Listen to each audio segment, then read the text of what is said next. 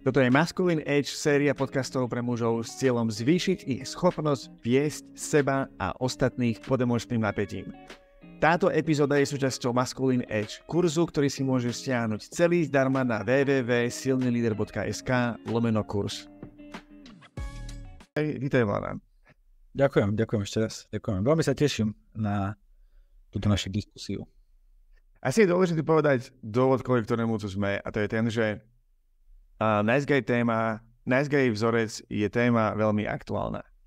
A na workshopu Masculine Edge, ktoré robíme už niekoľko rokov, je táto téma je práve jedna z tých najaktuálnejších, ktorá najviac ovplyvňuje chalanov, ktorí k nám prídu, a ktorú tento vzorec, keď si uvedomia a začnú s tým niečo robiť, tak majú výrazne veľký progres na viacerých frontoch v živote.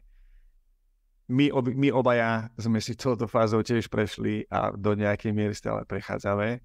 Takže je to, čím viac chlapov bude mať k týmto informáciám a k tomuto celému konceptu prístup, poviem, tým lepšie. Je to tak. Ako si sa ty, kedy si sa ty prvýkrát stretol s Nice Guy vzorcom ako takým? S celým to pomenovaním. Ja som sa s týmto vzorcom, a to som nevedel, že to je vzorec. Ja som si myslel, že to je niečo, čo sa ma netýka. Samozrejme, prvýkrát. A ja som sa nejako začal venovať svojim vzťahom, lebo som bol vo svojom živote nejako nespokojný. A cez sériu kníh som sa dostal práve ku Gloverovi a jeho knihe No More Mr. Nice Guy. A jednak mi to pripomenulo pesničku od Alisa Coopera, ale ďalšia vec bola to, že keď som to začal čítať, tak som si uvedomil, že to mám, že ten môj, tá prvá reakcia, ktorá bola na všetko, čo sa okolo mňa dialo, bolo, aby som nikoho neurazil, aby som so všetkými bol za dobré, aby ma mal doslova každý rád. A čo je paradoxné, lebo som v tom čase bol sám úplne. Takže a práve touto knihou sa mi to začalo, celé to moje fungovanie nejako naštrbovať, chvála Bohu. A potom, keď sme sa stretli my dvaja, tak ty si mi priniesol hĺbšie poznanie tohto vzorca, alebo tohto syndromu, nazvime to.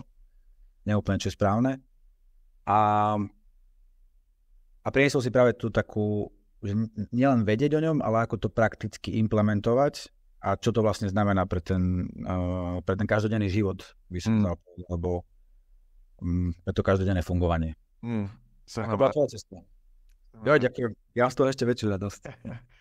Pre mňa bola najväčšia packa do tváre, keď som čítal tú knihu a videl som tie body, ktoré hovoria o tom, ako Nice Guy nie je až taký milý. Tá pasívna agresia, kedy ten potlačený hnev, ktorý on v sebe nesie, proste v niektorých prípadoch 10 ročia, v mojom prípade určite vtedy. Ako tak nejak podvedome presakuje medzi ostatných ľudí cez komentáre a cez očakávanie a potom výbuchy hnevu a manipulácia. To ja, keď som to čítal, predtým ako som to čítal, tak by som povedal, že toto ja určite nie som. Dobrá od kosti. Takže toto bolo silné pre mňa v tej knihe. Tak poďme rovno na to, poďme na symptómy. Aké sú symptómy Nice Guy vzorca? Na začiatok taká rýchla definícia z vtáčej perspektívy. Nice Guy vzorec je vzorec správania a vzorec rozmýšľania. Napriek tomu, že samotný názov je Nice Guy, alebo milý chlapec, dobrý chlapec, a vyzerá neškodne a milo, predsa čo je na tom byť dobrý, čo je zlé na tom byť milý, tak v skutočnosti je v konečnom dôsledku deštruktívny, a to voči človeku, ktorý ten vzorec má, aj voči jeho okoliu. Dlhodobom meritku. Takže aké sú symptómy? Mám napísaných 7, prejdeme ich postupne. Číslo 1, sebaobeta. Mám predstavu o tom, aký chcem mať plat. Hej, povedzme, že som niekde v práci, kde dlhodobo dávam dobrý výkon a zistím, že mám nárok na vyšší plat. No keď príde na samotné vyjednávanie o plate, príde mi tak nejak príliš povedať sumu, ktorú naozaj chcem. A tak poviem nižšiu. Keby som povedal naozaj to, čo chcem, tak by som nezniesol to emočné napätie, ktoré by vzniklo medzi mnou a šéfom alebo medzi mnou a ľuďmi, s ktorými vyjednávam. A moja neschopnosť zniesť toto napätie a to, že ani nechcem tomu čeliť, nechcem ich uviesť do takého diskomfortu, spôsobí to, že ja na autopilote poviem nižšiu cenu, aby som zachránil seba aj ostatných. Tým pádom, aj keď nakoniec ten plat dostanem, tak nebudem úplne spokojný, pretože niekde vo vnútri vždy budem vedieť, že vždy budem vo vnútri vedieť, že mám nárok na viac a nevypýtal som si to. A tým pádom dlhodobo budem v tej práci znova nespokojný, pretože mám menej, ako si myslím, že si zaslúžim. Čiže toto je seba obeta. A tento konkrétny príklad je taký väčší, povedzme, že je to pracovná oblasť, kde je oveľa. A toto seba obetovanie nie je len na úrovni práce, ale aj na úrovni malých konverzácií. Že niečo chcem povedať a nepoviem to, pretože mi to príde, že toto je príliš. Že chcem niekomu pomôcť, chcem niekoho zachrániť, nechcem niekoho uviesť do emočného napätia. Toto je základný princíp. Poďme ďalej. Druhý príklad, alebo druhý symptóm, dá sa to do odzoroviek, za dobrotu na žobrotu. Čiže napríklad vo vzťahu. Keď som v dlhodobom vzťahu so ženou a dávam, až som unavený a frustrovaný a už nie som schopný dať viac. Nie len, že sa mi to od ženy nevracia, ale ešte aj dostávam kritiku za to, že sa nesnažím viacej. A samozrejme v dôsledku budem mať z toho frustráciu, budem nasraný. A tak moje riešenie bude, že sa začnem snažiť ešte viacej, aby som mal, a budem mať znova ten istý výsledok. A toto sa bude opakovať znova, až ten tlak nebudem schopný už vydržať a zvládnuť, ten vnútorný tlak, ktorý v sebe mám. A raz za čas budem mať výbuch hnevu. Samozrejme výbuch hnevu potvrdí, že zlyhávam v tom vzťahu, alebo že nie som dosť dobrý, čo je môj obrovský strach od začiatku v tomto, preto sa snažím dávať. A tak začne si tvoriť voči žene zatrpknutosť a vzťah sa začne pomaly rozpadať. A na konci si budem môcť povedať za dobrotu na žobrotu. A budem môcť byť v tej pozícii, že mám pravdu, že ako som ja dobre spravil, ako som bol ten, ktorý dal vždy viacej. No v realite na konci dňa budem sám, budem z toho frustrovaný a s najväčšou pravdepodobnosťou sa mi to bude opakovať v ďalšom vzťahu a až kým nezistím, že čo je to vo mne, čím ja toto tvorím vo vzťahu. Dáva to zmysel? Máš tým nejaké konkrétne spomienky, konkrétne príklady? Áno, mám. Je to, keď sa o tom bavíme, je to také, že mne to vyvoláva ako keby taký ten moment, že človek ako keby nemal na výber niekedy, že tak by sa to malo diať. Ja som dobrý a mal by som dostávať dobré veci, ale to nie je úplne voľba, nie? Že to je také až podvedomé, že ja sa nepodelím s tým vnútorným tlakom, keď ma niečo žerie a mám s tým skúsenosti. Bolo niekoľko vzťahov, ktorí sa zmenili, dajme tomu, na toxické, práve v tom, že ja som úplne nekomunikoval svoje potreby alebo nestanovil som si hranice. A to bolo, a to nakoniec spôsobilo ďaleko viac bolesti, ako by spôsobilo to, keby som ich komunikoval. Ja. A to je to, že ten najskej vzorec, že to vyhnutie sa emočnému napätiu krátkodobo má svoju cenu, ktorá sa platí na dlhodobom meritku. Tam ešte presne povedal v tomto. Ja keď si spomeniem, tak podľa mňa mne sa toto spája asi s mojou prvou psychoterapiou, kedy som prišiel. Kedy ja som to mal tak až možno existenčne, že ja som si myslel, že keď urobím všetky tie správne veci v živote a budem ten dobrý a budem robiť tie dobré veci, tak niečo sa mi z toho ako keby vráti, že niečo sa samé udeje. A bol som na svojej prvej psychoterapii a hovoril som a začal som to s tým, že prosím vás, ja mám takúto prácu. Popri tom robím vo voľnom čase túto neziskovku. A popri tom tancujem salsu takmer profesionálne. Popri tom hrám špičkovo na gitare a začal som sypať veci, ktoré všetky ja robím správne. A napriek tomu, že toto sa deje, tak cítim ako keby extrémne silnú frustráciu, niekedy až depresiu. Prosím vás, som normálny. Vyslovene takto som tam išiel s tým, že ja som si myslel, že keď tieto všetky veci porobím, budem ich robiť správne. Budem robiť tie dobré veci, tie, čo sa odo mňa očakávajú, dám to, čo treba všetkým nemôžem povedať, že až v spoločnosti, vieš, že urobím, jednoducho spravím tie dobre správené veci, tak nakoniec sa niečo stane a mne bude lepšie. Ale to tak úplne nefunguje. Je to pre mňa je to zaujímavé, to je taký, ako keby taký nejaký vnútorný, lebo to nie je, alebo takto z tej mojej skúsenosti, alebo z tej našej skúsenosti, ktoré máme, to nie je, že si to človek vyberie, to ako keby, že sa v tom preberie. Že to má, že zrazu si to uvedomí, že asi tá prvá vec je zistiť o tom, že existuje nejaký nice guy vzorec, a druhá je aj nejaká, že uvedomiť si, že áno, máme to. A mne toto strašne dlho trvalo vôbec to vidieť. Uh-huh. A takú tú vnútornú dohodu, že ja keď všetko porobím, tak potom budem ako keby, že bez práce nie sú koláče, vo veľmi extrémnom prípade, že vlastne že to, čo ja chcem a čo ja si myslím, že je správne aj pre mňa, alebo pre to naše fungovanie, musí byť v určitej nejakej línii, že ja musím najprv všetko porobiť a všetko musím porobiť správne a musím všetko stihnúť a musím si zaslúžiť to, aby som si mohol pozrieť ja sám na seba. Áno, a ja som potom na konci toho všetkého. Keď ja splním očakávania ostatných, tak ja potom budem mať nárok na to, aby moje očakávania boli splnené. Tomu sa dostaneme. Áno. Dobre, idem prebehnúť zvyšok symptómov. 3. Túžba po uznaní a externej validácii. Ja by som to doplnil, kompulzívna túžba po uznaní a externej validácii. Čiže, keď som ako chlap závislý na externej validácii, tak mám akoby neviditeľné mentálne tykadlá, ktoré neustále snímajú, čo si myslia ostatní, ako ma vnímajú ostatní a ako veľmi ma nemajú alebo majú radi. Ako keby ja som bol schopný cítiť to, čo sa v nich deje a podľa toho robil rozhodnutia toho, čo spravím, nespravím, poviem, nepoviem. Keď miesto toho, aby som povedal svoju preferenciu na reštauráciu, a radšej nepoviem nič, lebo nechcem tu niekoho vôbec do diskomfortu, alebo nejakým spôsobom narúšať to, čo sa dohaduje, a potom som nespokojný s jedlom. Keď miesto toho, aby som na porade v práci povedal svoj návrh, tak nepoviem nič a budem pracovať na neefektívnom riešení a budem frustrovaný s kolegou. Keď sa mi páči dievča v spoločnosti, no nepôjdem za ňou, lebo čo keby si o mne niekto niečo pomyslel, čo je prejav túžby po uznaní zvonka, aby si o mne mysleli dobre, tak nespravím nič a prídem príležitosť zoznámiť sa.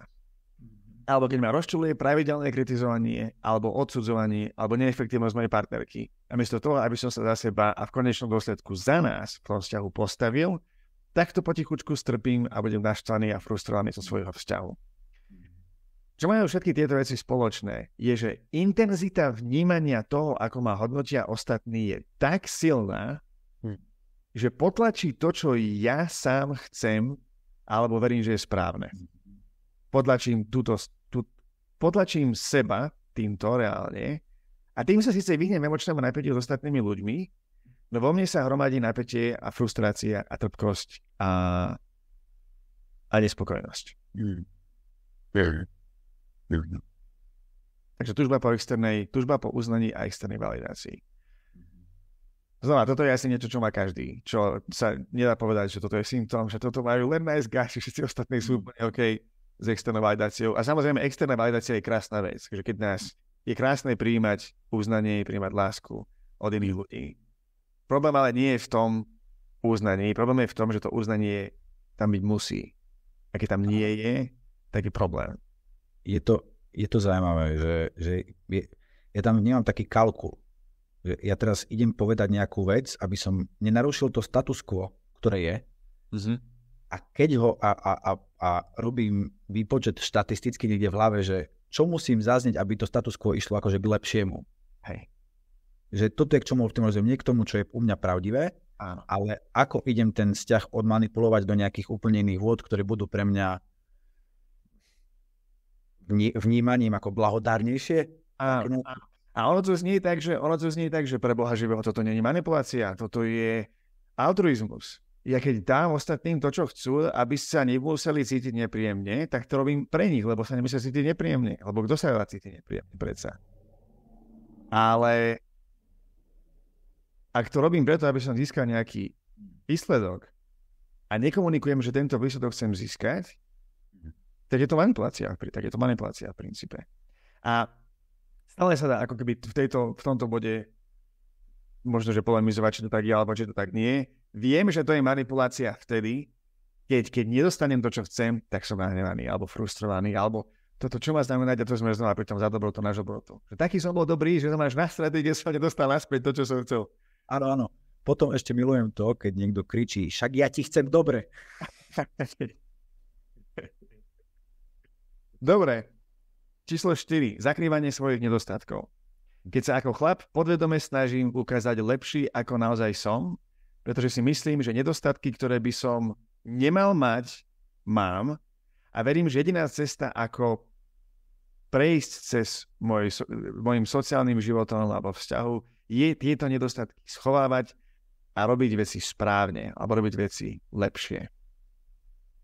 Nice guys, alebo ľudia s nice guys vzorcom veria tomu, že keď ukážu svoj nedostatok, tak sa prejavuje ich zlyhanie a prejavuje sa ich nedostatočnosť, ich základné presvedčenie, že nie som dobrý taký, aký som. A oni toto nevidia ako cestu vstúpenia do zraniteľnosti a ukázanie samého seba a ukázanie nejakých hlbších vrstiev. Oni to vidia ako zlyhanie. A preto sa budú snažiť ukázať sa trošičku lepšie, akí sú. Čiže sem tam nejakú milosrdnú lož, tam to dovodzovek, sem tam nejaké prikrašlenie, možno nejaké maličké klamstvo. A toto sú maličké veci, ktoré skutočne v danom momente zo subjektívnej perspektívy vyzerajú, že sú správne a že sú dobré a vhodné, ale na dlhodobom meritku tak by sa vytvára kostlivec v skrini, ktorý keď sa skrine vypadne, tak s ním vyjde aj smrad a potom je to prúšera. 5. Analýza pocitov. Miesto toho, aby som spracoval a zazdielal svoje pocity s inými a cez to zažil zraniteľnosť a emočné spojenie, tak miesto toho pocity a celý svoj vnútorný svet do nekonečna analyzujem, snažím sa zistiť, čo je to, čo na mne nefunguje, čo je to, čo je na mne zlé, ako to môžem zlepšiť, ako to môžem zmeniť. A nezdielam tieto svoje pocity. Verím, že keby, a znova, to je spojené so zakrývaním nedostatkov, pretože verím, že keby som zazdielal to, čo sa vo mne naozaj deje, úplne by sa rozpadol obraz iných o mne a to je pre mňa nepriateľné. To by narušilo to, ako ma iní vnímajú. Zrejme by ma odsúdili, keby naozaj vedeli, je to moje, to, čo sa vo mne deje, aké mám myšlienky, čo ma napadne, čo reálne považujem za správne. Číslo 6. Moja partnerka je kľúčom k môjmu šťastiu a naplneniu v živote. Platí pre mužov. Toto moju partnerku dáva do pozície, moja partnerka sa stáva barometrom môjho životného úspechu alebo môjho úspechu vyhnúť sa zlyhaniu. Ak je moja priateľka šťastná, tak to znamená, že ja som dobrý chlap. Ak je moja priateľka nešťastná, to znamená, že ja zlyhávam ako chlap. Tým pádom, ak je ona v diskomforte, ja tam principiálne nemôžem byť, pretože som zaneprázdnený tým, že sa starám o vlastný diskomfort, lebo ona musí byť šťastná za každú cenu, lebo keď není, tak vtedy ja som na fiku chlap. A tým pádom tam pre ňu nemôžem tam reálne pre ňu psychicky byť, nemôžem ju podporiť, nemôžem pre ňu vytvoriť priestor na spracovanie emócií, nemôžem sa o ňu reálne starať, nemôžem ju viesť. A tým pádom ona v tomto bude nešťastná dlhodobo. A bude mať pocit, že ten chlap tam reálne nie je a ten chlap sa napriek tomu, že takéto dostáva feedback od ženy, tak on sa snaží viacej a viacej a viacej. Ale keďže sa snaží viacej robiť tohoto, tak v konečnom dôsledku ich to od seba ešte viacej vzdialuje a ešte menej to celé funguje. Čiže aj napriek tomu, že spolu žijú v jednom byte, spávali spolu na jednej posteli, tak od seba sa vzdialujú mentálne a emočne a vo vzťahu majú problém.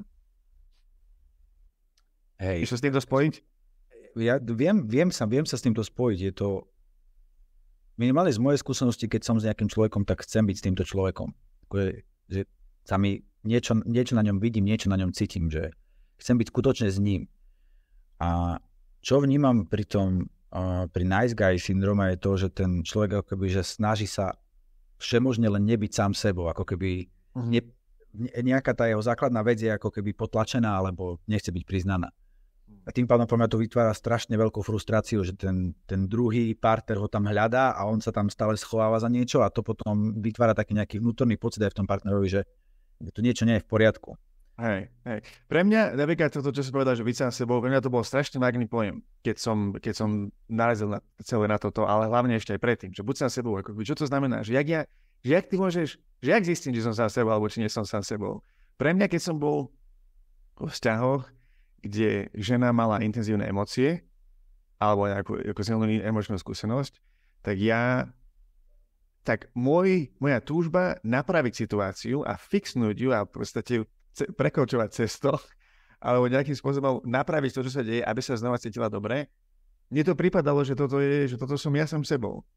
Mne prišlo, že keby som tam len tak bol a iba proste tak, čo dneska považujem za iba prijímal, aby iba držal priestor preto, aby ona mohla spracovať, čo potrebuje. Mne to prišlo, že toto je sadistické. Je proste nič nespraviť, keď spraviť niečo môžem. Čiže u mňa to napríklad bolo tak, že ja som mal veľmi silnú túžbu ako keby fixovať ľudí, ktorí mali problém, alebo ktorí vstúpili do zraniteľnosti pri mne. A toto za mňa robilo katastrofálneho človeka na rozhovor. Lebo, vieš, ja som mal potom dobrý pocit zo seba, keď sa mi podarilo niekomu problém vyriešiť a to potom reálne som tam nebol pre tú druhú stranu, ale bol som tam pre seba. Áno, tu s tebou súhlasím, že tiež v mojich vzťahoch cítil som ako nejaký tlak. Keď niekto začal so mnou zdieľať svoju zraniteľnosť alebo svoje, že mu nie je dobre, tak ja som cítil tlak a potreboval som to riešiť automaticky. A to nebolo len vo vzťahoch, ktoré, dajme tomu, romantických, nazvime ich takto, ale bolo to aj v rodinných vzťahoch. Keď niekto prišiel aj s odlišným názorom napríklad, že tam bol rozpor nejaký, tak som chcel ako keby, aby videl tú moju stranu, alebo ja som chcel natiesť do tej jeho strany a tak to nejako prebrať, že je to také komplexnejšie, ale úplne súhlasím s tým, čo hovoríš. Dobre, poďme ďalej. Čiže počas tejto epizódy bude niekoľko častí.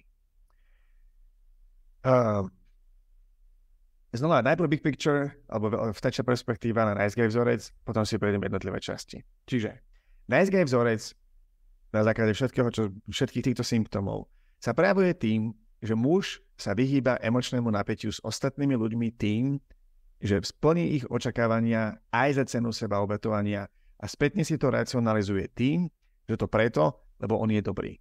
Že tam je altruistický zámer. A teraz, na seba obete nie je nič zlé. Keď sa deje z rozhodnutia, keď sa deje vedome, keď sa deje na úrovni, keď sa deje s win-win zámerom.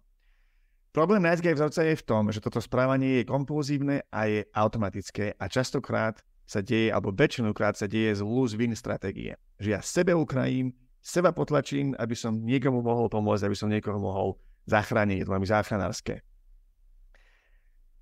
Ako keby sa udeje ešte predtým, ako má chlap možnosť vedome sa rozhodnúť. Tým pádom, a to je dôležité, ak sa obetováva dlhodobo a dlhodobo potláča svoje potreby a túžby, tak dostane sa do štádia, že je pre neho náročné sa vôbec spojiť s tým, čo vlastne sám chce a potrebuje.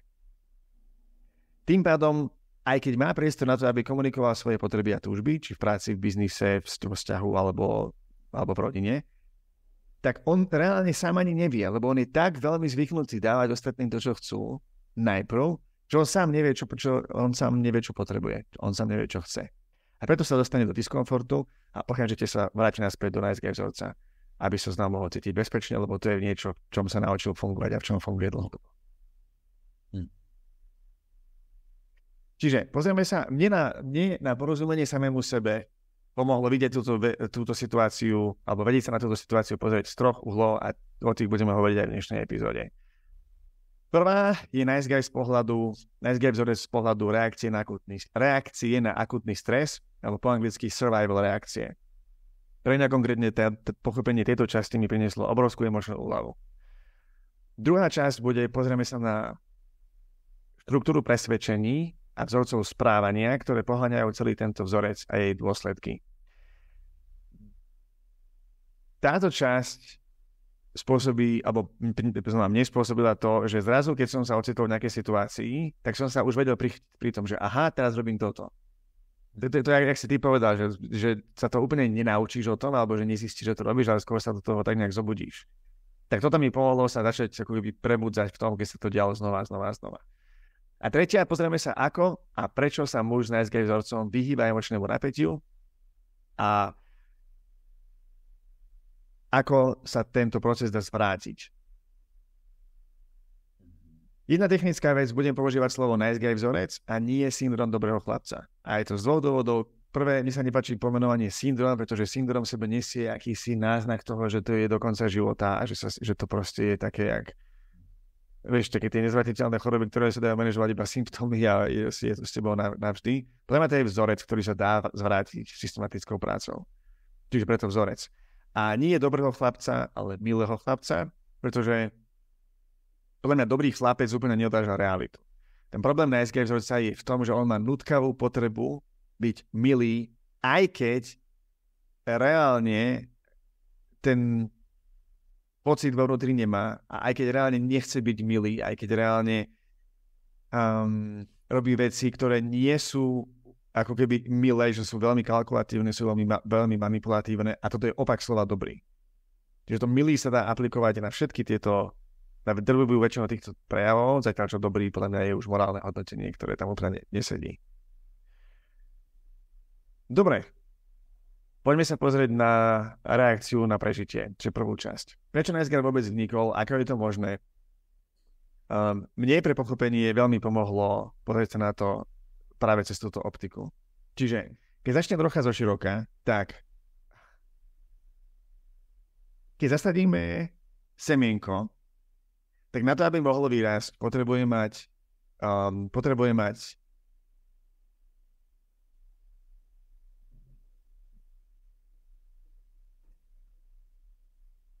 Čiže vysvetlím to na analógii z rastlín a zo živočíchov, pretože tým pádom ten princíp bude oveľa zrejmejší. Čiže keď zasadíme semienko, potrebujeme mu vytvoriť vhodné podmienky na jeho rast a rozvoj. To znamená, že potrebujeme mať kvalitnú hnojenú pôdu, dostatok svetla a vody, adekvátnu teplotu v miestnosti. Keď semienko tieto podmienky má, tak sa môže rozvinúť do svojho plného potenciálu rastliny, ktorá je v tom semienku od začiatku zakladovaná. Ak nebude mať dostatočné podmienky, tak buď nevyrastie do plnej výšky, alebo začne počasie vysychať, alebo jednoducho nebude rodiť plody, alebo zhnie. Nepodarí sa aj naplniť ten potenciál. Rastlina, keďže je v pôde, má veľmi obmedzené možnosti reagovať na toto prostredie a pokúsiť sa ho zmeniť. V živočíšnej ríši zvieratá presne takisto ako rastliny tiež potrebujú optimálne podmienky pre svoj optimálny rozvoj s jedným rozdielom a to je to, že majú výrazne väčší priestor pre reakciu na prežitie v prípade, že tieto ich podmienky nie sú optimálne. A pri ohrození života majú na výber 3 reakcie. A to je, v závištení je to 3F, fight, flight, freeze. Že po slovensky boj, útek alebo zamrznutie. Keď mám proti sebe nepriateľa a som v ohrození života, môžem s ním bojovať a vyhrať nad ním, môžem mu utiesť alebo môžem zamrznúť a prestať sa hýbať a napriek tomu, že som v ohrození života, nazbierať viac informácií pre rozhodnutie alebo dúfať, že sa nepriateľovi stratím z očí. Zvieratá majú na výber tieto 3 alternatívy. My ľudia to máme takisto.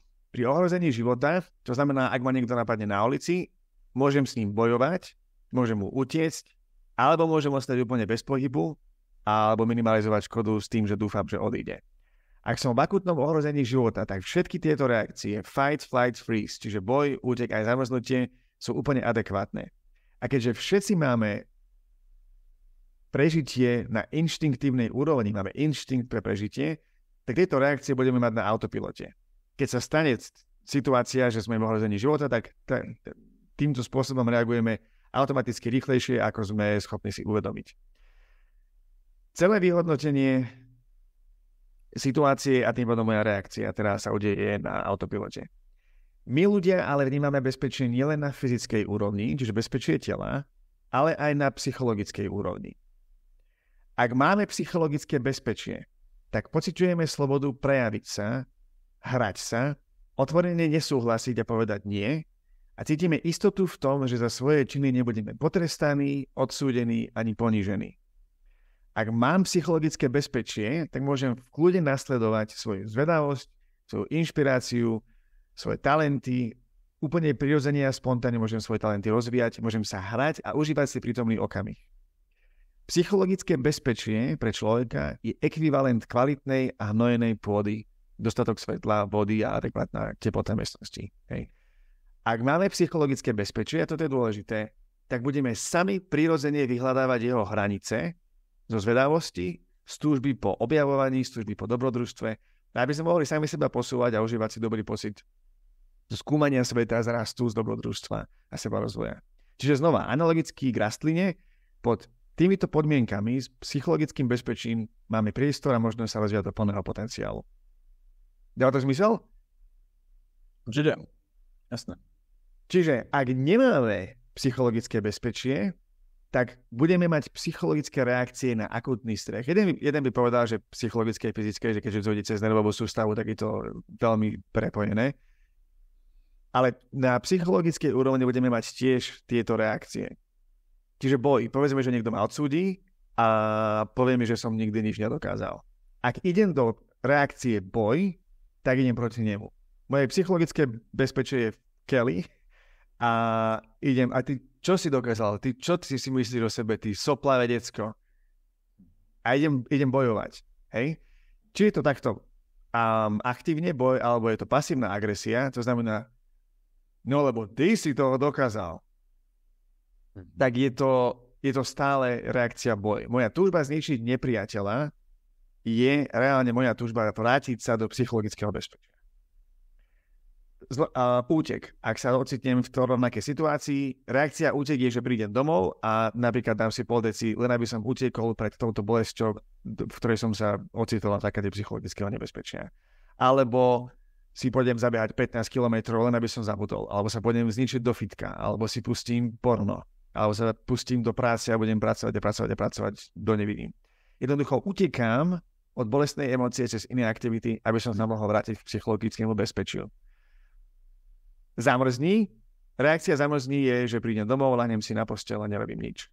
Znamená, pozerám do stropu a mám v hlave prázdno, ale jednoducho som odzbrojený, nie som schopný reakcie, len tak tam som. Je dôležité povedať, že nikto na tomto svete nevyrastá v dokonalom psychologickom bezpečí. Dneska som videl chlapca, ktorý sme s frajerkou kupovali pečivo a stál pri pokladni, mohol mať tak 5 rokov a iba pozeral sa na mamu, mama medzi tým platila, dala veci do tašky, proste milión vecí naraz a on iba pozeral na ňu a robil, že a ako je znova, ako keby Naďa tam sa držala za srdce, že ježiš, toto je tak bolestné, toto je také utrápené dieťa. Každý máme tieto skúsenosti. Je to úplne normálne. A nikto nemá dokonalých rodičov, nikto nemá dokonalé podmienky. Čiže každý tieto skúsenosti máme. A je podľa mňa veľmi pekné, že sa vďaka tomu môžeme pozrieť na celú túto situáciu cez súcitnú optiku. Čiže keď vidím, že niekto v záchvate hnevu na niekoho nahuláka, alebo sa nutkavo opíja alkoholom, alebo je závislý na pornografii, tak všetky tieto veci vychádzajú z reakcií o prežitie, z reakcií na akutný stres, ktoré sú možno že chronické. A vďaka tomu sa môžu koučovia, psychológovia, psychoterapeuti, psychiatri pracovať s ľuďmi a pomôcť im tieto veci zmeniť a vrátiť sa ku konštruktívnemu fungovaniu vo svete. Čiže dáva to zmysel zatiaľ? Dáva. Si pripravil takú metaforu, že keď sme sa bavili o tom, že ten rozdiel medzi tou hrou a medzi tým, že to keď si psychologicky v pohode a hráš sa a potom ten stav toho akutného stresu, ten chronický stav toho. A mne to tiež mi tak prípada, že niekedy sa niečo stalo, že si sa hral, alebo niekto sa hral a ako keby dostal nejakú penáltu a on tú penáltu ako keby sa nevrátil naspäť z tej trestnej lavice a ostal tam. A teraz sa tam zabáva proste pornografiou a nejakými inými vecami proste to... Lebo mu tam je dlho proste. No. Na tej trestnej lavičke. Je to tak. A pomáha to je také... To pomáha to, čo my sa snažíme prinášať, alebo s čím pracujeme, alebo s čím prichádzajú muži na workshop, aby sme ich aspoň trošku im ukázali minimálne tie dvierka, že nemusíš tu byť úplne na tej, že to už prešlo, že neviem, ako to dlho bolo, ale... Hej. A potom aj to je dôležité povedať to, že tie survival reakcie nie sú ani dobré, ani zlé, že to je nástroj, ktorý je veľmi pragmatický a veľmi praktický. V poznámkach. Je extrémne prakticky vedieť sa o seba postarať. A to fyzicky aj psychologicky. Je extrémne dôležité mať prístup k možnosti pustiť sa s niekým do boja alebo do konfrontácie, aby som sa postaral o seba alebo o niečo, na čo mi záleží, napríklad svoju rodinu. Je extrémne dôležité vedieť utekať z rozhodnutia, to znamená zamakať na projekte, keď treba, pušnúť sa do výkonu pri športe. A zároveň je extrémne dôležité vedieť sa aj zastaviť a nerobiť nič, aj keď som v extrémne vysokej a vypätej situácii, aby som vedel nazbierať dostatočné množstvo dát a urobiť kvalifikované rozhodnutie. Problém je, keď táto reakcia bola opakovaná toľkokrát, že sa stala nový štandard. Že útek je normalizovaný ako fungovanie vo svete, čo je workoholizmus. Alebo kedy boj je normalizovaný ako reakcia na stres. To znamená, to sú tie hádky dramatické. Nie, a čo ty si... A čo ty... A čo ty... Hej, a treba zase povedať, že ono to v nejakom momente vyšlo. Ono to splnilo ten svoj účel. Áno. A to, čo aj momentálne vidím asi dookola, je to je taký toxický prístup k tomu, že všetky tie stresové situácie dať preč a žiť len proste v tom zene a non-stop byť akože otvorené a všetko okolo. To po mňa nie je úplne biologicky ani možné. Je to tak hlboko zakorenené v tom systéme nervovom, že on tieto veci bude prinášať a bude nás to hádzať niekde aj do toho, aj možno do nejakých kompulzívnych vecí, ale dôležité je ako prebrať sa v tom a vrátiť sa naspäť, že späť do hry, by som nazval, to bolo vynikajúce, vrátiť sa späť do hry. Presne, to dieťa nemá sen, akože podľa mňa od detí sa môžeme veľa naučiť, a to dieťa nemá sen sedieť a meditovať v osvietení. Keď to dieťa má sen sa hrať a užívať si a hľadať hranice sveta, dozvedieť sa a žiť dobrodružstvo. Vtedy sa, podľa mňa, a toto, ak hovorím o dieťaťu, ale ja to tak mám, že ja sa vtedy cítim najviac živý a vtedy ma najviac baví fungovať vo svete. A takže odstrániť všetok stres a žiť v absolútnom komforte je podľa mňa rovnako toxické ako žiť v extrémnom strese. Je. Aj, my sme sa minule bavili o tom, o flow state, alebo o stave plynutia. A mne sa veľmi páči tá definícia, ten stav plynutia nie je to, aj vlastne tá hra. A keď fakt je zaujímavá hra, tak to nie je to, že tam to je bez stresu. Tam je určitá forma napätia, tam je určité také, že ja neviem úplne, ako to dopadne, poznám pravidlá, mám nejaké schopnosti, ale nemám to úplne isté. Že ja napríklad z tohto príkladu uvediem, že niekedy boli počítačové hry, teda ja keď som mal 6 rokov, tak vtedy vlastne začali počítače a tie hry buď si prešiel a hral si ich a oni ťa zdokonalovali, pretože ten level ako keby, že narastal na obťažnosti, alebo si proste použil kódy. Ale tým pádom sa tá hra stala len takou ako keby len takou úplne krátkochvíľou, tam nešlo vlastne vôbec o nič. Presne tak. Hej. Čo je zaujímavé podľa mňa v tomto kontexte pick-up. Ľudia, ako keby táto celá pick-up komunita, kedy chlapci mladí sa učia komunikovať so ženami cez techniky. Ale nechcem do tejto témy ísť teraz, lebo to bude dlhšie. A budeme mať separátnu epizódu. Jasné. Dobre. Čiže bavíme sa o prvej časti reakcie na prežitie, reakcie na akutný stres a jej súvisí s Nice Guy vzorcom. Hovorili sme o 3 reakciách a automatických reakciách na akutný stres, boj, útek a zamrznutie. A teraz boj, útek a zamrznutie a v podstate teraz ďalšia časť je o tom, ako toto celé súvisí s Nice Guy vzorcom. Totižto my ľudia máme ešte jednu psychologickú reakciu na akutný stres, ktorú myslím prvýkrát pomenoval Pete Walker a hovorí o nej v knihe Complex PTSD From Surviving to Thriving. Táto kniha nie je preložená do slovenčiny a do češtiny, pokiaľ viem. Tým pádom nechám len v angličtine názov. Pete bol psychológ, ktorý študoval a pracoval s ľuďmi, ktorí vyrastali v podmienkach extrémne malého fyzického a psychologického bezpečia. A reakciu, ktorú pomenoval, na základe jeho skúseností sa volá fawning po anglicky. Bol sa to tým pádom 4F, čiže fight, flight, freeze, fawn. A po slovensky táto reakcia by sa dala preložiť ako lichotenie a kapitulácia. Prídem, že toto je najadekvátnejšie pomenovanie z toho, čo to znamená.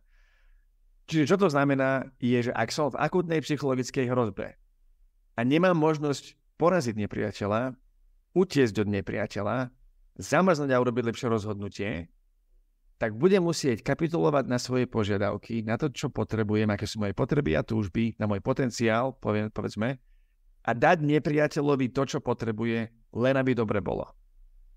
Len aby som ho utišil.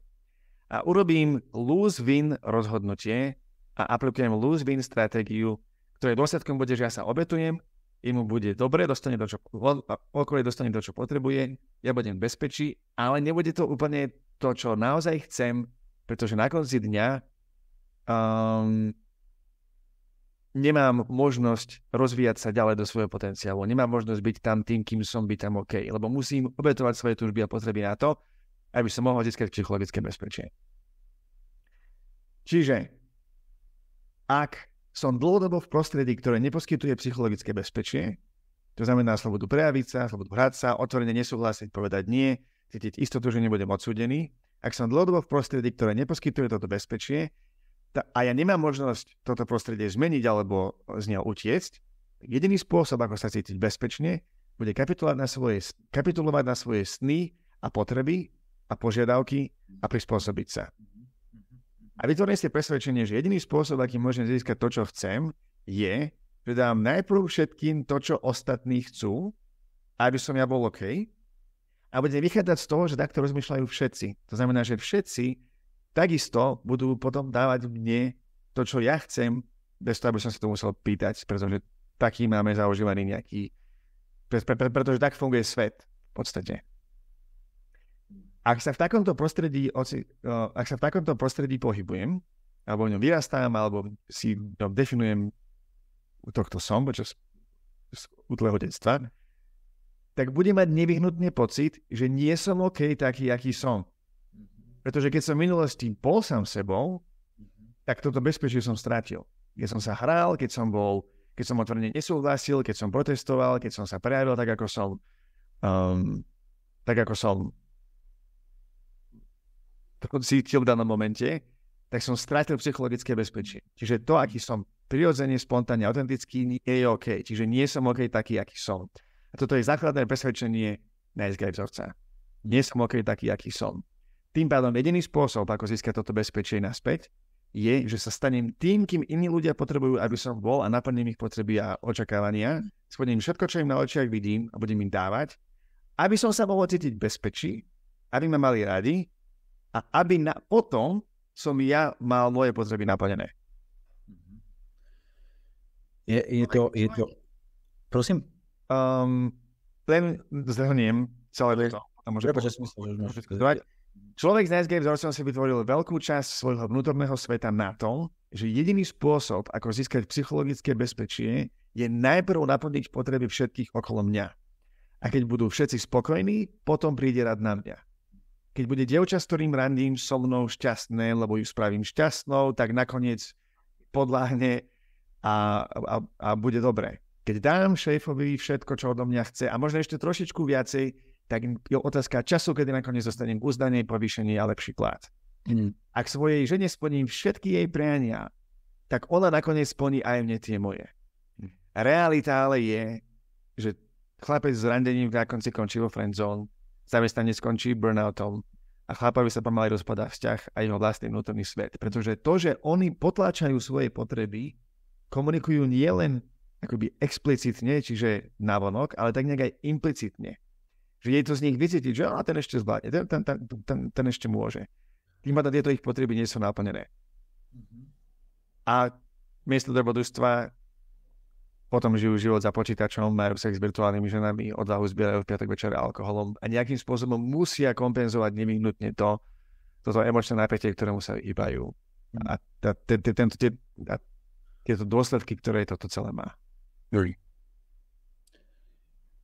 Je to zaujímavá vec, že to, čo to dieťa robí, alebo chlapec, ale vlastne aj dievčatá, vlastne všetci to robíme, tak nejak testujeme my tie hranice, toho prostredia, v ktorom sme.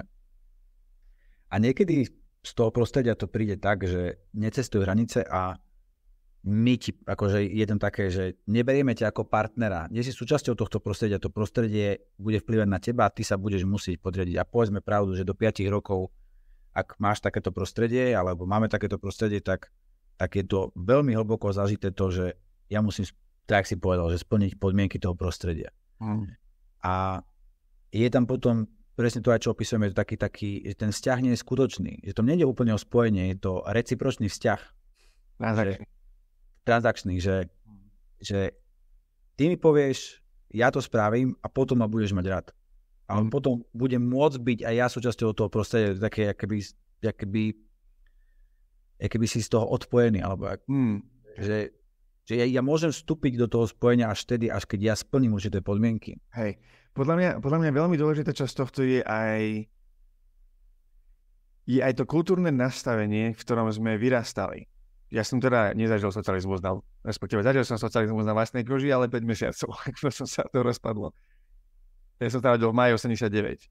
A podľa mňa to spoločenské nastavenie posledných 40 rokov bolo také, že musíme sa podriadiť, že musíme poslúchať zhora, aby nebol prúser. Vieš, že proste, že znova, nemá to zažité na vlastnej koži, ale vidím na základe rozhovorov s ľuďmi, ktorí vtedy vyrastali, aj z rodiny moje rodičia, alebo proste ľudia, ktorí sú starší, že ten psychologický mindset nebol taký, že môžeš povedať hocikomu a máš bezpečie toho, že to nikto nezavrie. Vyjadril si názor proti režimu, išiel si do basy.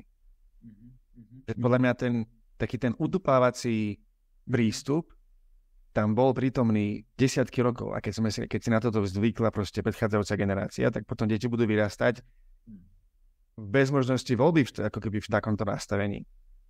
Teraz poďme ako ďalší krok je, že je na nás zmeniť nielen ten ako politický, ekonomický systém, ktorý máme okolo seba, ale aj akoby vo vnútornom prostredí. Že tú slobodu, ktorú sme dostali politicky, ekonomicky, reálne pretaviť do nejakého psychologického nastavenia. Tu úplne sa súhlasím, že aj voči tým, že ja mám taký pocit, že to vnímame ako hierarchiu, že zhora dole tá voda padá, alebo zhora dole môžu prechádzať tie nejaké informácie a rozkazy alebo požiadavky, ale ako keby opačne to úplne nejde. Že ako keby tam sme tiež boli také, že my musíme toto splniť, aby sme mohli byť v pohode. Že toto je to základné, že ja musím sa vôbec snažiť o to, aby som bol nechaný na pokoji. Presne tak. A ako keby koľko bolo neefektívnosti na frontline workers, vieš, koľko bolo neefektívnosti vo fabrikách a v administratíve, šialenej neefektívnosti, ale tak sa to proste robí, tak to tu proste funguje. A analogicky s NSG vzorcom je to presne to isté, že musím teda naplniť potreby ostatných, aj keď sú to chujoviny, v realite pohrdám týmito požiadavkami, ale musím ich splniť, lebo keď ich nesplním, bude zlé. Čiže musím obetovať to, čo ja si skutočne verím, že je správne, to ako skutočne verím, že viem prispieť, to, čo si skutočne myslím o tom, ako so mnou frajerka alebo žena komunikuje, to, čo skutočne si myslím, ako by moja rodina sa mala posúvať vpred. A radšej urobím to, len aby dobre bolo, aj keď myslím si o tom svoje, pretože je to jediná šanca, akým môžem prežiť, akým sa môžem posunúť vpred.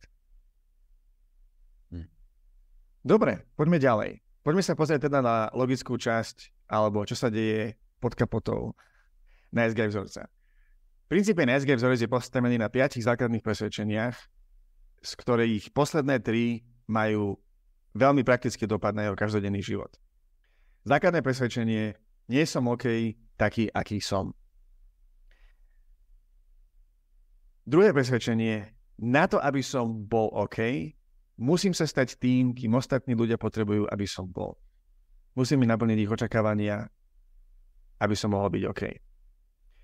Z týchto dvoch presvedčení potom vznikajú ďalšie 3, ktoré sú zároveň aj doktor Robert Gloverik nazval covert kontrakty. po slovensky skryté dohody. A čo to znamená? Že je to presvedčenie, na základe ktorého funguje vo svete. A toto presvedčenie zahrania kontrakt medzi mnou a tebou, ktorý ty musíš dodržiavať, ale ty o ňom nevieš. A ja potom som na teba nahnevaný, keď to tak náhodou nespravíš. Čiže 3 covert kontrakty. Číslo 1. Ak budem dobrý a milý, ľudia ma budú mať radi. Ak budem dobrý a milý, dostanem externú validáciu. Ak tak. Číslo 2. Ak naplním očakávania iných bez toho, aby si to odo mňa pýtali, ešte raz, ak naplním očakávania iných bez toho, aby si to odo mňa museli pýtať, tak oni naplnia moje očakávania bez toho, aby som si ich ja musel pýtať. Zopakujem to ešte raz.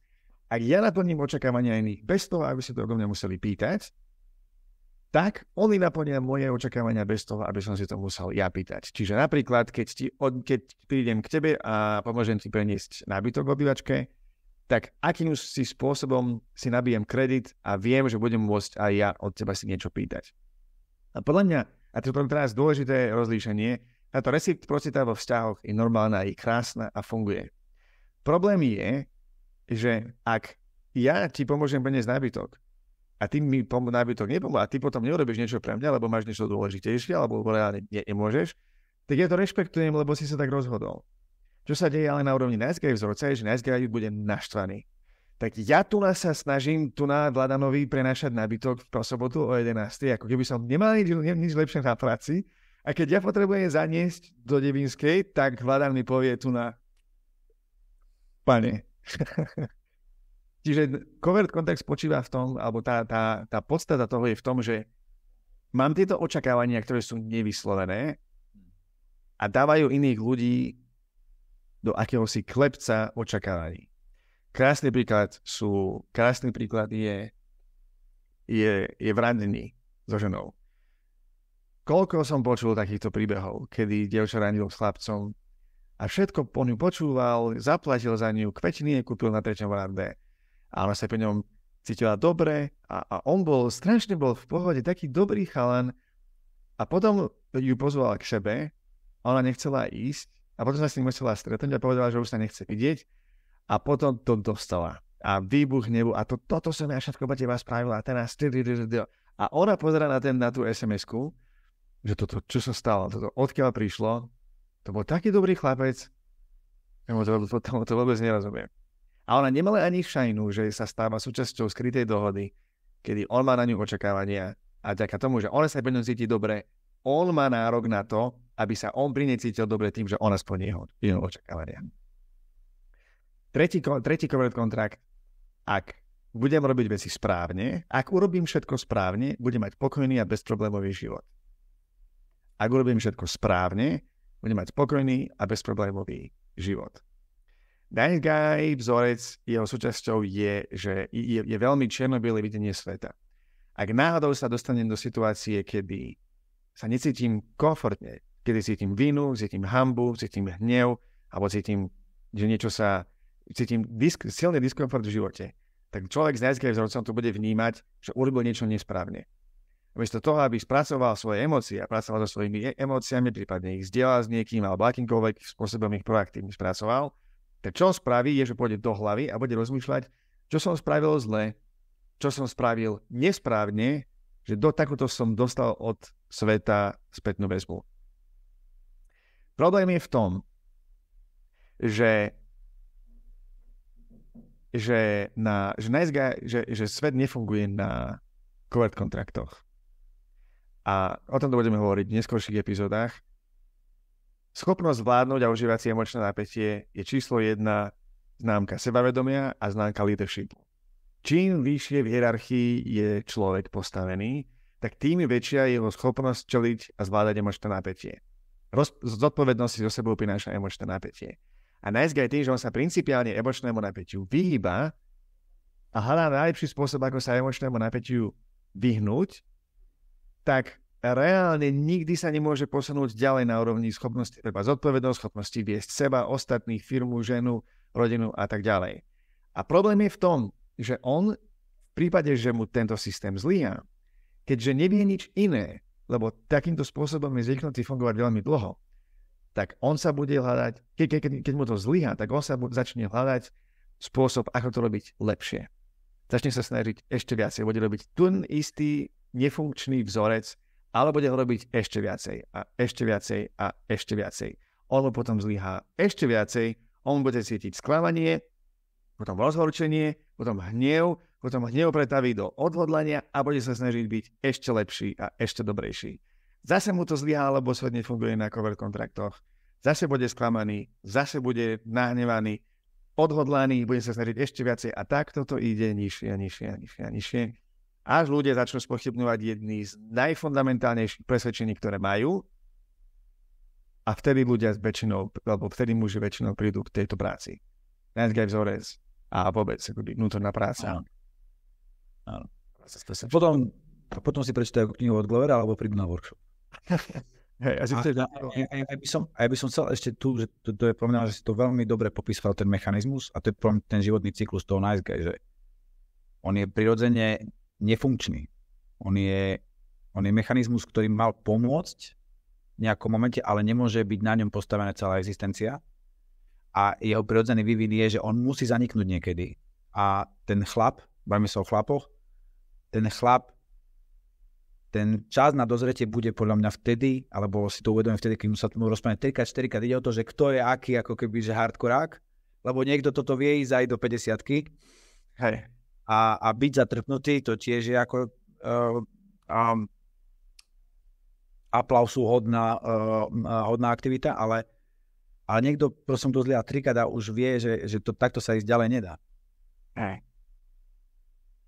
Byť zatrpnutý, to je podľa mňa to je dôsledok, ktorému keď sa s tým nič nerobí, sa nedá vyhnúť. Lebo ten svet, podľa mňa, ja som to vnímal na sebe, ako som mal pocit, že ma svet ako keby obopína do nejakej pasce, z ktorej ja nemôžem ujsť. Jak je to možné, proste, že toto nefunguje. Tak sa snažím, stále nič a stále som ten posledný.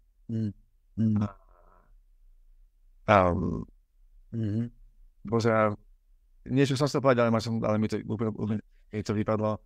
Ja som mal tiež podobný pocit, taký ako keby, že ten svet odo mňa niečo chce, alebo ten život odo mňa niečo chce a ja nemôžem pýtať si nič naspäť. Ja mám ako keby, že mám sa presne ten stav toho nervového systému, kedy ja som stlačený a jediné, čo mi ostáva, je ako keby, že ja tu nemám žiadnu agendu a nič nemôžem chcieť od nikoho a od ničoho. Už viete, čo som chcel, čo ma napadlo je, že ty si povedal, že on nie je funkčný. Podľa mňa o toho platí do nejakej miery. On je veľmi funkčný. On je veľmi funkčný v tom, že keď napríklad v korporácii to je pekne vidno, že nice guy analytik je dokonalý analytik. Lebo robí všetko, čo od neho potrebujú smerom zhora. Ale nice guy mid-higher management, stredný vyšší management, je hrozný stredný vyšší management, pretože tento človek má veľký problém viesť ľudí, ktorí sú pod ním. Je pre neho ťažké dávať spätnú väzbu tak, aby ustal to emočné napätie, ktoré si dávanie úprimnej spätnej väzby vyžaduje. Je pre neho náročné robiť rizika, pretože množstvo externého uznania, ktoré môže stratiť zlým rozhodnutím, je tak obrovské, že radšej nespraví nič alebo nejakým spôsobom sa vyhne napätiu, čím paradoxne spôsobuje prúser firme. Ja som počul citát, že nice guys, lebo je citát, že nice guys finish last. Milí chlapci končia poslední. A niekto iný potom povedal citát, že milí chlapci nekončia poslední, ale hnijú v strednom manažmente. Že to je ich kariérny top kvôli tomu, že je pre nich nemožné a ťažké vstupovať do napätia, ktoré si vyšší a top management vyžaduje. Ja súhlasím, že ja som myslel, ten nepoužiteľnosť alebo nefunkčnosť toho vzorcu je podľa mňa v tom, že ak existuje nejaký, že na jednej strane je nice guy, to je jedna strana intervalu, a druhá je hardcore, proste hrotič, ako by som to nazval ešte, kaskader, ktorý proste nemá problém s nejakým napätím, tak pre mňa obidve tie strany sú deštrukčné, že je to nejaký interval, medzi ktorým sa dá pohybovať niekde, že pokiaľ sme odkazaní len na ten nice guy, tak je to proste nefunkčné. To proste zlyhá. A ono to funguje v niektorých funkciách, niekde sa človek dostane, keď má nejaký koncept, lebo to je stále, nikto nie je úplne, že nezomrie len tak, každý má ten nejaký, nazvime to, mechanizmus prežitia, ale keď ostane na ňom závislý, tak sa neposunie cez určité hranice. Preto to je to podľa mňa, prečo sa tam to začne akože cykliť, lebo zrazu tam je priestor a možnosť použiť nejaký iný nástroj, nejaké, dajme tomu trošku toho kaskadéra, trošku toho dobrodružstva do toho života vložiť a byť možno aj sám sa vystaviť nekomfortnej zóne. To môže byť také, to môže byť to, čo priniesie tomu životu šťavu. Dokonca si myslím, že je to to, čo to priniesie tomu životu šťavu. Je to práca s emočným napätím. Do emočného napätia každý vstupovať musí, každý vstupovať potrebuje. Deti máme radi emočné napätie. Kvôli tomu, čo je najlepšie na akčných filmoch? Je to presne to emočné napätie, ktoré cítiš počas celého filmu. A čo sa týka toho intervalu, tak ja som to mal tak, že ja som sa emočnému napätiu udíval v spoločnosti a snažil sa nájsť najlepší spôsob, ako sa zapáčiť a ako byť ten milý chlapec. A potom som robil akrobáciu.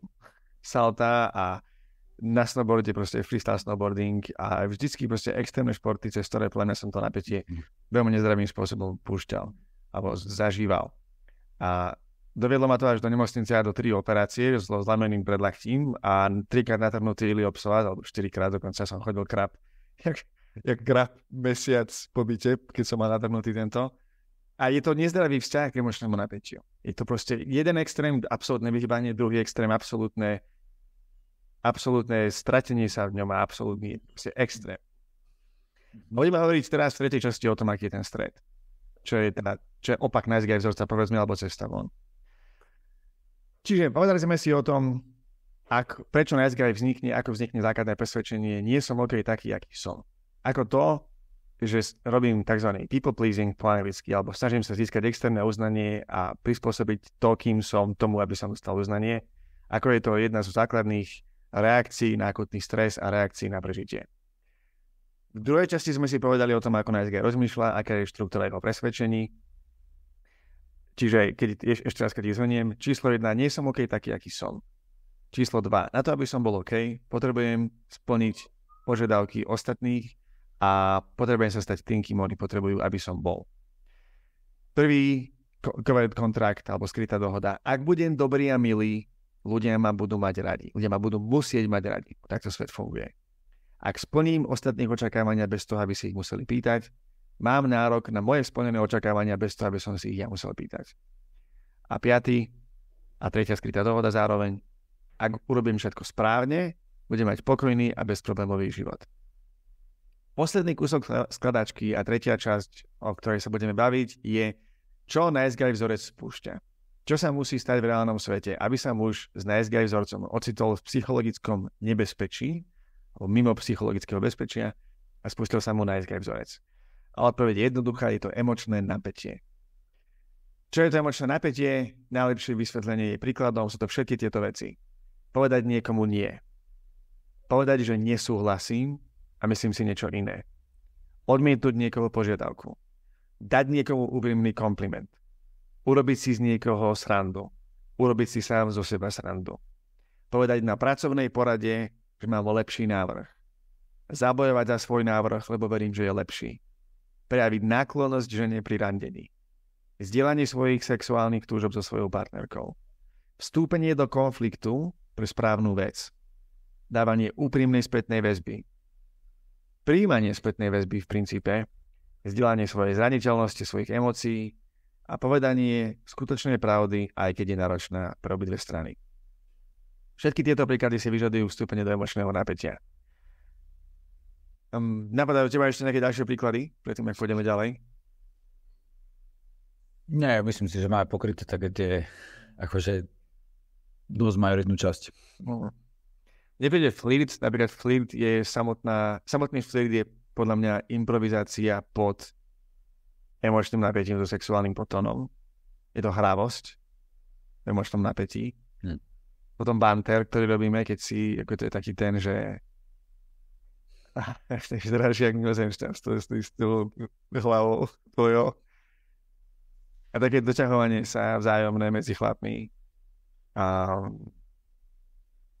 Čo je veľmi podobné flirtu v podstate, akorát, že nie je sexuálne. Nastrelenie ceny na vyjednávaní. Celé v podstate väčšina obchodných vyjednávaní, kde ide o veľa. Každá situácia, v ktorej ide o veľa zo sebou, nesie veľké množstvo emočného napätia. Keď pôjdeme o niečo hlbšie, čo je to emočné napätie? Emočné napätie je aktivácia nervovej sústavy. V komfortnej zóne je moja nervová sústava v pokoji. Ak z komfortnej zóny výjdem, nervová sústava sa musí aktivovať, pretože potrebujem fungovať na inej úrovni. Potrebujem sa viac učiť, potrebujem byť viac ostražitý, potrebujem si dávať pozor, potrebujem byť viac prítomný. Emočné napätie je signál nervovej sústavy, že sa niečo deje. A v Nice Guy vzorci je fundamentálny vzťah s emočným napätím. Emočné napätie totiž to nie je ani dobré, ani zlé. Presne takisto ako kuchynský nôž. Ak nožom dobodáš suseda, tak je zlý. Ak nožom pokrájam cibulu na guláš, tak je dobrý. A Nice Guy nemá ako keby túto možnosť vidieť emočné napätie ako dobré. A vidieť ako keby na konzistentnej báze v práci, vo vzťahoch s ľuďmi okolo seba vstupovať do emočného napätia proaktívne. Pretože Nice Guy si emočné napätie interpretuje väčšinou ako zlé. Je to diskomfort, do ktorého nechce ísť, pretože mu nevie ako ho spracovať, toto emočné napätie. A domnieva sa, toto je dôležité, že všetci ostatní to majú rovnako. A preto verí, že keď sa mu podarí vyhnúť napätiu s niekým, tak reálne pomáha aj tej druhej strane, pretože ona má rovnakú averziu k emočnému napätiu, ako má on.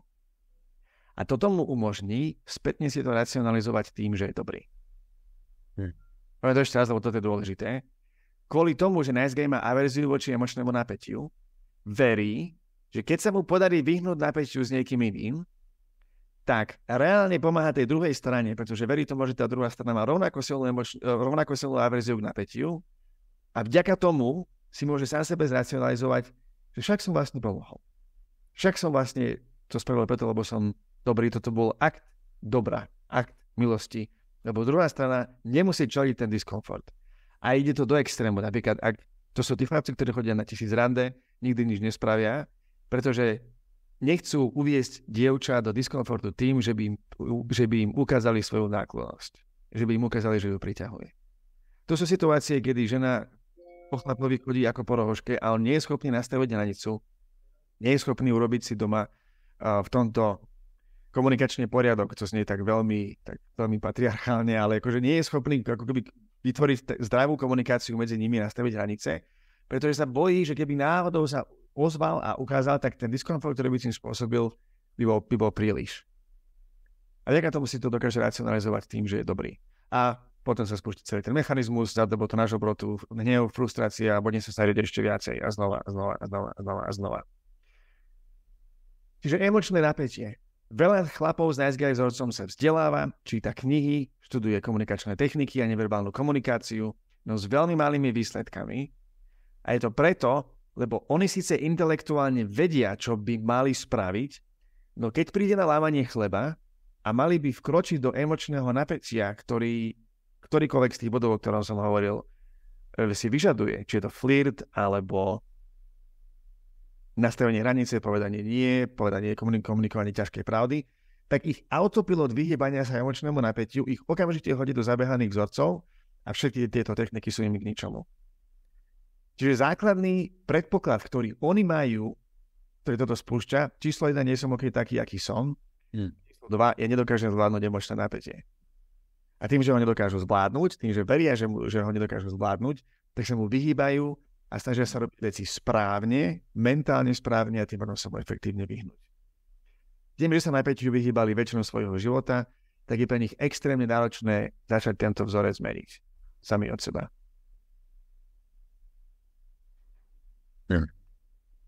Čiže emočné napätie.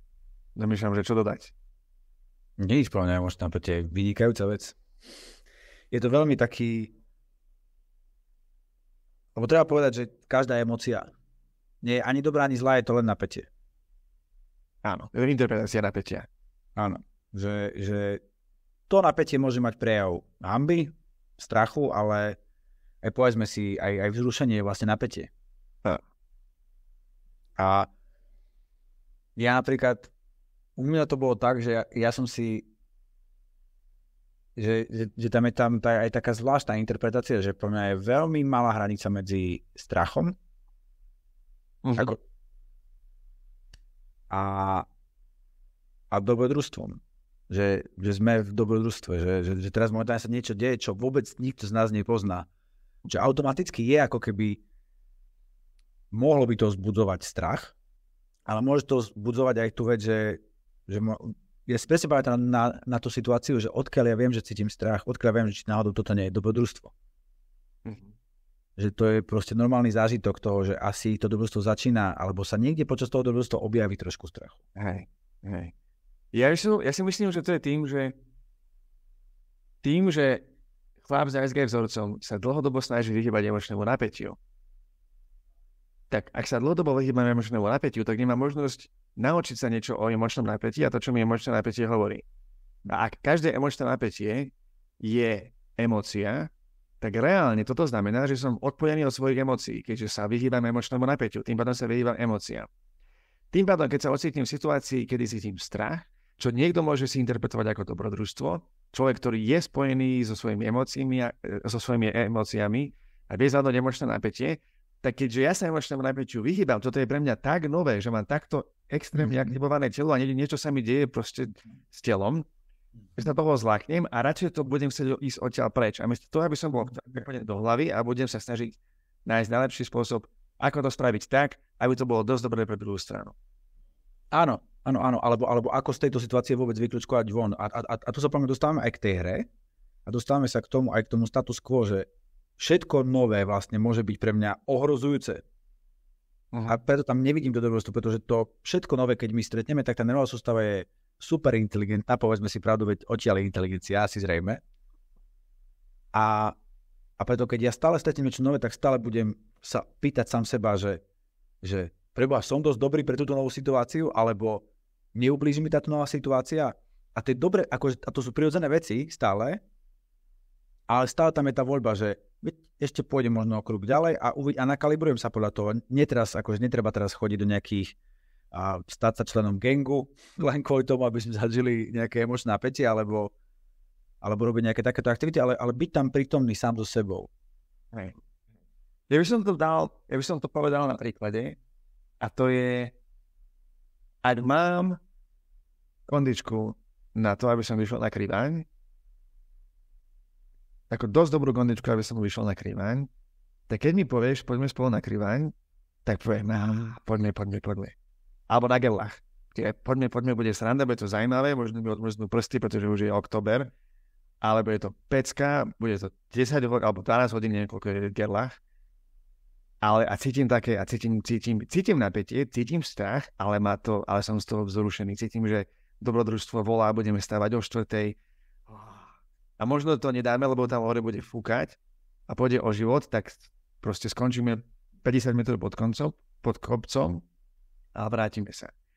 Zatiaľ čo, keď mám hroznú kondičku, že som so sebou nerobil niečo strašne dlho, tým potom ma bolia kolena, bolí ma chrbát, povieš mi, že poďme na kriváň, tak poviem, že ty kokos, ja si idem do súženia a budem sa snažiť tomu vyhnúť, nebudem tam sedieť a keď tam aj pôjdem, tak to bude tak bolestné, tak diskomfortné, že to proste bude, že to nebude dobrá skúsenosť na konci dňa. A emočné napätie je podľa mňa to isté. Ak niekto sa vyhýba celý život napätiu a je single a má ísť osloviť nejaké dievča, pretože sa mu páči, chce sa zoznámiť, chce začať radiť, tak za ňou pôjde a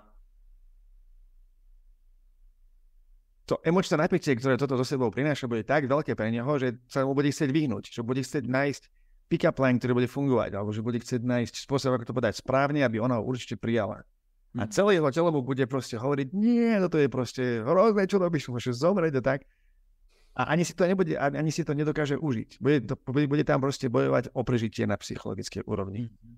Ak ale je naučený vstupovať do napätia, má pozitívny vzťah s napätím a vie čítať svoje emócie, vie zdieľať, vie hovoriť o svojich emóciách, vie interpretovať toto napätie a spracovať ho, tak keď zbadá dievča, ktoré sa mu páči, tak prvé, čo ho napadne, dobrodružstvo. Idem za ňou, povieme, ako to mám, povieme, čo cítim, povieme, čo sa mi na nej páči, na čo som zvedavý. A A uvidíme, čo sa stane. Bude to diskomfort, ale uvidíme, čo sa naučím, uvidíme, aké to bude. Hej. Vie si to užiť. A automaticky tam bude viacej za seba. Automaticky tam bude viac spontánny, autentický, prirodzený a bude mať paradoxne ďaleko lepší výsledok, aj keď nerad používam toto spojenie ako brandení, že výsledky. Bude mať oveľa lepší, ako keby dojem sám zo seba a dievča z nich bude mať oveľa lepší dojem ako ten, ktorý tam príde s perfektne pripraveným pick-up lineom a s naučenou vecou. Áno, a lebo toto je pre mňa ten druhý systém, ktorý taktiež je veľmi funkčný a príroda ho oceňuje. A všetko, čo máme dookola, ja neviem, všetko bol niekedy výstup alebo vstup do nekomfortnej zóny. Aj tento počítač cez ktorý, aj tento Zoom, proste niekto prišiel a povedal, urobme to takto. A všetci, ale to nikto predtým nerobil. Je to risk a neviem čo všetko, ale niekto to odmakal a je tu. Že a to vieme, že to je oceňované prírodou. Že to je, lebo ten pocit tam príde potom, keď sa niečo také stane, že to je veľmi zvláštne, a to by som chcel zvýrazniť, že ten krok do tej nekomfortnej zóny, ak je presne tak nastavený, ako je ten človek momentálne nakalibrovaný, koľko znesie, ak trafi tú hranicu presnú, tak je vlastne jedno, ako to skončí, už len to, že sa vystavilo dobrodružstvo, ho zaplaví endorfínom. Áno. A ešte jednu vec by som rád dodal, že my sa tu nebavíme o nejakých typoch ľuďov, alebo o nejakých typoch nervových systémov, ale toto má každý, toto je hlboko v každom človeku. Ako náhle toto dokáže pozerať, počúvať nás a dýchať pri tom, tak to je garancia, že to tam má. Že to je otázka času, kedy sa to prebudí. A to vieme z našich workshopov. Hej. Podľa mňa to je, akože keď by sme išli na taký, nechcem nazývať, že zdravý sedliacký rozum, ale taký, podľa mňa dobrodružstvo je opak analyzovania a hľadania tej správnej odpovede. Do dobrodružstva môžeš ísť, dobrodružstva môžeš ísť. Môžeš skončiť, že vyzeral jak debil. Môžeš sa totálne strápiť. Môžeš proste zlyhať. Môže sa ti to nepodáriť. A toto je opak, ísť do toho aj tak, užiť si ten proces a cítiť všetky tieto veci naplno a použiť sa z nich je absolútny opak hľadania najsprávnejšieho možného riešenia, ktoré uspokojí čo najviac premenných. Ja by som ťa len doplnil, že racionálneho hľadania, analyzovania v sebe. Áno. Lebo ja si napríklad, myslím, že aj to, čo my robíme, alebo nejako, že máme tam nejakú zvedavosť a chceme vedieť, ale nie len v hlave, ale ako keby, že však poďme to vyskúšať. Hej. A toto znova ide k tomu intelektu, že ľudia, čo majú nice guy vzorec a čítajú a študujú a naberajú nové informácie a vedomosti, tak kým tieto vedomosti nevedia aplikovať tým, že vstúpia do emočného napätia, tak sú iba na intelektuálnej úrovni. A preto podľa mňa aj celý veľa pick-up je chujovina, tak jak to je, naučím sa komunikovať a budem používať komunikačné techniky v daných momentoch, lebo to proste je totálny odklon od autentickosti. Ale podľa mňa na nejakej užšej úrovni aj komunikačné techniky, ak sa naučím, a prečítam knihu o komunikácii a nezadám emočné napätie, tak tie komunikačné techniky sú mi na vyjednávaniach a zoženou k ničomu, keď aj tak sklznem do vyhýbania sa emočnému napätiu. Do vyhýbania sa dobrodružstvu, do vyhýbania sa akoby robenia týchto ťažkých vecí, ktoré sú dlhodobo vhodné pre všetkých, aj keď sú krátkodobo nepríjemné. Dobre, poďme ďalej. Ideme trošku cez čas, ale dôležité veci. Cesta von z nice guy vzorca na základe mojej skúsenosti, na základe skúseností klientov, s ktorými som pracoval individuálne aj s ktorými sme robili cez workshop, je podľa mňa postavená na dvoch hlavných častiach. Číslo 1 je vnútorná vízia. A toto platí obzvlášť pre mužov. Číslo 1 vec, ktorá pomohla mne a mnohým mojim klientom, je urobiť si 100% jasno vo svojej predstave o svojom živote. Muž s vlastnou víziou vie, čo chce, a preto môže začať viesť seba a ostatných k jej naplneniu. Čiže v prvom rade potrebujem vedieť, aká je destinácia. Aká je moja vízia pre môj život. Ako chcem žiť so svojou ženou. V akom prostredí chcem vychovávať deti. Podľa akých hodnôt chcem žiť. Čo sú veci, ktoré absolútne chcem zažiť počas života. taký bucket list po anglicky. Čo sú veci, ktoré sú pre mňa dôležité a kde je moja hranica, čo už absolútne nie som schopný akceptovať. Bez jasnej definície, čiže konkrétnej vízie pre výsledok, neexistuje leadership. Ak počas toho, ako som mal nice guy vzorec, sa u mňa udialo to, že som sa úplne odpojil od svojich potrieb a túžob, lebo som si tak zvykol dávať ostatným to, čo potrebujú a sústrediť sa na ostatných predtým, ako sa sústredím na seba. Ak som toto spravil, tak číslo 1 von z toho je zastaviť sa a pozrieť sa na to, čo ja chcem reálne zažiť, čo chcem vidieť, čo chcem žiť, ako chcem žiť, aké mám hodnoty, ako chcem fungovať. Ako to bude, keď to bude podľa mňa. Môj názor tiež je, že každý muž je líder. Jeho úlohou je viesť svoju ženu, svoju rodinu, svoj tím a celý jeho sociálny priestor a priestor okolo neho. Čiže stanovenie si vízie je najproaktívnejšia vec, ktorú muž môže a podľa mňa musí spraviť. Je to, keď sa vrátim k metafore v úplne prvej časti, je to v princípe jeho vlastná definícia jeho potenciálu a to je to, kam on až je schopný dorásť v psychologickom bezpečí. V momente, kedy viem, čo chcem a som rozhodnutý ich za tým, môžem začať pracovať na kroku číslo 2 a to je vzťah s napätím. Muž s nice guy vzorcom má negatívny vzťah s napätím. Hľadám spôsoby, ako sa mu čo najlepšie vyhnúť. Môj názor ale je, že každý muž má v sebe nepotlačiteľnú túžbu po dobrodružstve. Stanoviť si veľký cieľ, vydať sa do neznáma. Čeliť tomu, čo ma tam čaká, možno zariskovať a spoľahnúť sa, že to dám. A buď to dám, alebo zlyham, ale niečo sa naučím a posúvam sa ďalej. Na dobrodružstvo sa nedá vydať bez toho, aby som vstúpil do napätia. Ak mám negatívny vzťah s napätím a tendenciu vyhýbať sa mu, budem žiť v hlave, analyticky a dávať väčšinu pozornosti do toho, aby som čo najlepšie vyriešil, ako robiť veci správne, racionálne, aby som mal pokoj. Keď mám pozitívny vzťah s napätím, život v dobrodružstve je prirodzená súčasť môjho života, každodenného fungovania. Či je to randenie, či je to biznis a vyjednávania, randenie a oslovovanie dievčat, randenie a prejavovanie náklonnosti, randenie a hovorenie pravdy, taká, aká je 100% času, alebo je to vzájomné budovanie spoločného priestoru so ženou v dlhodobom vzťahu, to je obrovské dobrodružstvo, pracovný pohovor. Všetky tieto situácie môžu byť dobrodružstvo a môžu byť pozitívne, môžu byť vnímané pozitívne práve cez emočné napätie. Naším poslaním v Masculine Edge je pomôcť chlapom radikálne zvýšiť ich schopnosť viesť seba a ostatných pod emočným napätím. Toto je naša vízia a jej sú prispôsobené všetky ďalšie epizódy v tomto kanáli. Na tomto je postavený náš workshop Masculine Edge a v podstate 90% môjho coachingu s klientami.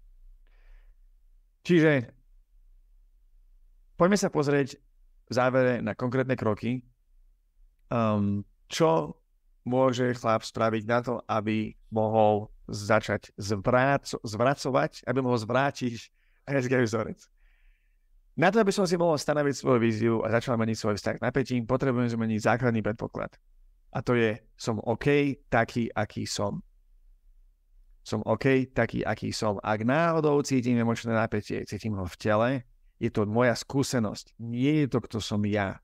To neznamená, že ma zlyháva telo. Toto napríklad bola moja skúsenosť veľmi dlho, že som si myslel, že ma zrádza vlastné telo tým, že tieto veci všetky cítim. Nezrádza ma vlastné telo, nie je to zrada vlastného tela, je to emočné napätie, ktoré je uložené v tele, ktoré má veľmi silnú tendenciu na autopilote. Chlap sa mu vyhýbať. Čiže bez hľadu na to, čo cítim, koľko napätia, čo to napätie hovorí, akú interpretáciu tomu moja myseľ dáva, ja som OK, taký, aký som. A nič s tým nespravím. Som OK, taký, aký som. Hovorím to viackrát a hovorím to z viacerých uhlov, lebo toto sa ľahšie hovorí, ako sa to robí v praxi. V praxi potom, keď vstúpim do napätia a mám pozitívny výsledok a učím sa o sebe, že dokážem zvládať napätie a dokážem viesť, zobrať viac zodpovednosti a dokážem sa postaviť sám za seba, tak si potom spätne potvrdzujem znova a znova, že som OK taký, aký som a toto presvedčenie sa potom ukotvuje v tele. Všetko ostatné je tomuto podriadené. Čiže, keď prejdem na ďalšie kroky. Číslo 1, podľa mňa, je obklopiť sa inými mužmi, ktorí na sebe pracujú. Či je to mužský kruh, mastermind, bojové umenie, športový klub. Pre muža je extrémne dôležité mať čas, kedy je obklopený inými mužmi, ideálne inšpiratívnymi mužmi, ktorí na sebe pracujú, od ktorých má spätnú väzbu a s ktorými sa navzájom posúva vpred. číslo 2. Stanoviť si svoju víziu. Stanoviť si svoju víziu, urobiť si jasno v tom, čo chcem dosiahnuť, čo chcem vytvoriť krátkodobo, to znamená do roka, a dlhodobo to znamená 10 rokov. A začať sa riadiť tým.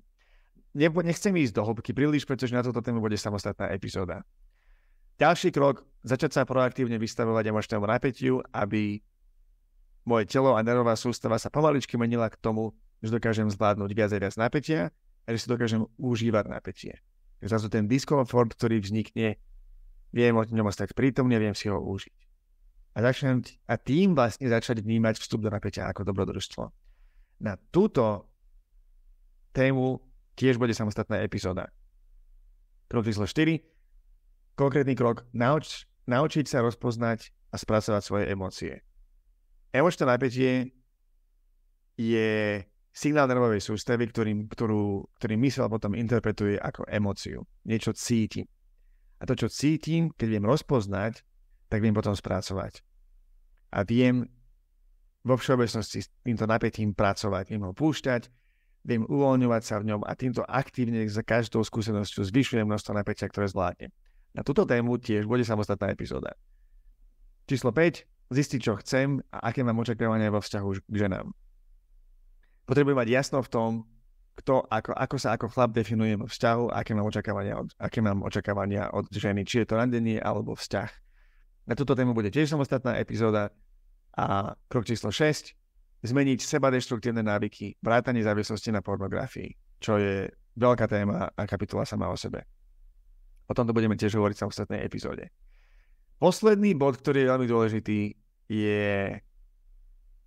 je spolupráca s niekým, kto do tejto témy vidí, kto má skúsenosti s jazykovým vzorcom. Či je to psychoterapeut, alebo workshop, alebo nejaká pracovná skupina, alebo je to coach. Niekto, kto bude vedieť dávať pravidelnú spätnú väzbu. My v Masculine Edge máme k dispozícii workshop s rovnakým názvom Masculine Edge, ktorý je veľmi nápomocný. Viac o ňom sa dá zistiť na silnyleader.sk. Ja robím one-on-one coaching a transformačný program. Na Slovensku a v Čechách je viac ľudí, ktorí sa tejto téme venujú tiež. Čiže individuálna alebo skupinová práca s niekým, kto v tejto téme sa pohybuje, je veľmi, veľmi nápomocná, veľmi, veľmi praktická pre rýchlejší rozvoj. Zároveň a na záver, toto je informácia, ktorú považujem tiež správne povedať, je, že ak má niekto úzkosti alebo depresie alebo sebadeštruktívne myšlienky, tak je dôležité okamžite vyhľadať odbornú pomoc, napríklad psychoterapeuta alebo psychiatra. Časy, kedy tento krok bol hanba, sú už dávno za nami. Schopnosť požiadať o pomoc si vyžaduje odvahu a v mnohých prípadoch, a bolo to tak aj v mojom prípade pred rokmi, to bol ten najlepší krok, ktorý som mohol spraviť a ktorý ma posunul vpred. Čiže je to ak naozaj som v akutnej silnej psychologickej bolesti a mám niektoré z týchto symptómov, depresie alebo sebadeštruktívne myšlienky, tak vyhľadať odbornú pomoc je absolútne tá najdôležitejšia, najsprávnejšia vec. Dobre, to je na dnes všetko. Ja sa s vami lúčim a vidíme sa pri epizóde číslo 2. Čaute. Moje záverečné slova. Moje záverečné slova sú, myslím, že povedali všetko tu. Takže, jo, teším sa na ďalšiu epizódu.